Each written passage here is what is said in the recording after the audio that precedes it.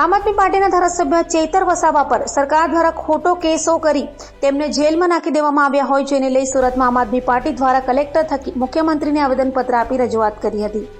ગુજરાતના આમ આદમી પાર્ટીના યુવા ધારાસભ્ય ચેતર વસાવા પર હાલ કેસ થયો હોય અને જેલમાં ગયા હોય ત્યારે આમ આદમી પાર્ટી દ્વારા ચેતર વસાવાની ધરપકડનો વિરોધ કરાયો છે।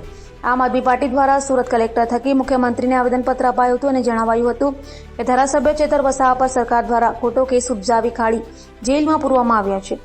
સરકાર ચેતરભાઈનું મનોબળ તોડવા માંગે છે અને ચેતરભાઈની પ્રજાલક્ષી લડતને અટકાવવા માંગે છે ત્યારે ચેતરભાઈ પર થઈ રહેલા અત્યાચારનો વિરોધ કરીએ છીએ તેમ કહી આવેદનપત્ર આપી આપ દ્વારા ઉગ્ર રજૂઆત કરાઈ હતી। આજે આમ આદમી પાર્ટી સુરત શહેર દ્વારા મુખ્યમંત્રી શ્રીને વાયા કલેક્ટર અમે આવેદનપત્ર આપવા માટે આવ્યા છીએ।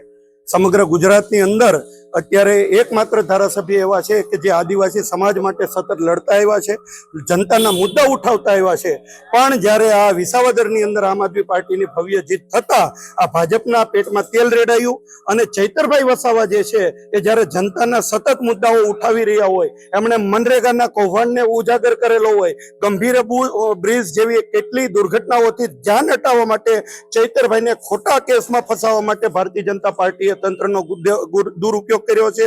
અને આવા સમયે આમ આદમી પાર્ટીની માંગ છે કે જ્યારે તાલુકા આયોજનની સમિતિની અંદર તાલુકાના ભાજપના પ્રમુખ જે સંજયભાઈ વસાવા છે એમણે એમના ભાજપના ગેરકાયદેસર ગુંડાઓ જે મિટિંગની અંદર અપેક્ષિત ન હતા એમને બોલાવી અને ચેતરભાઈને ઉશ્કેરવાનો પ્રયત્ન કર્યો છે। આ બાબતે ચેતરભાઈએ ડેડિયાપાડા પોલીસ સ્ટેશનની અંદર પોતાની ફરિયાદ આપી, એ ફરિયાદ લેવાના બદલે આ સંજયભાઈ વસાવાની ફરિયાદ લઈ અને ખોટી રીતે હાફ મર્ડરની કલમ લગાડી અને ચૈતરભાઈને ફસાવવાનો પ્રયત્ન કરવામાં આવ્યો છે। આ 13મી વાર ચૈતરભાઈ વિરુદ્ધ આ ગંભીર ગુનાઓ નોંધવામાં આવ્યા છે। અત્યારના 12 ગુનાઓની અંદર ચૈતરભાઈ નિર્દોષ છૂટ્યા છે, એક ગુનાની તપાસ હજી ચાલુ છે। આ ભારતીય જનતા પાર્ટી કોઈ ને કોઈ રીતે આ જનતાનો અવાજ દબાવવા માટે, આદિવાસીઓનો અવાજ દબાવવા માટે ચૈતરભાઈને આવી રીતના પ્રયત્ન કરી રહ્યા છે। ત્યારે આમ આદમી પાર્ટીની માંગ છે કે આ સંજય વસાવા વિરુદ્ધ જે ચૈતરભાઈએ અરજી આપેલી છે એમની નિષ્પક્ષ તપાસ કરી અને એમને પણ જેલમાં પૂરવામાં આવે, કાયદેસરની કાર્યવાહી કરવામાં આવે અને ચૈતરભાઈને ન્યાય આપવામાં આવે, આવેદનપત્ર આપવા માટે અમે આવ્યા છીએ।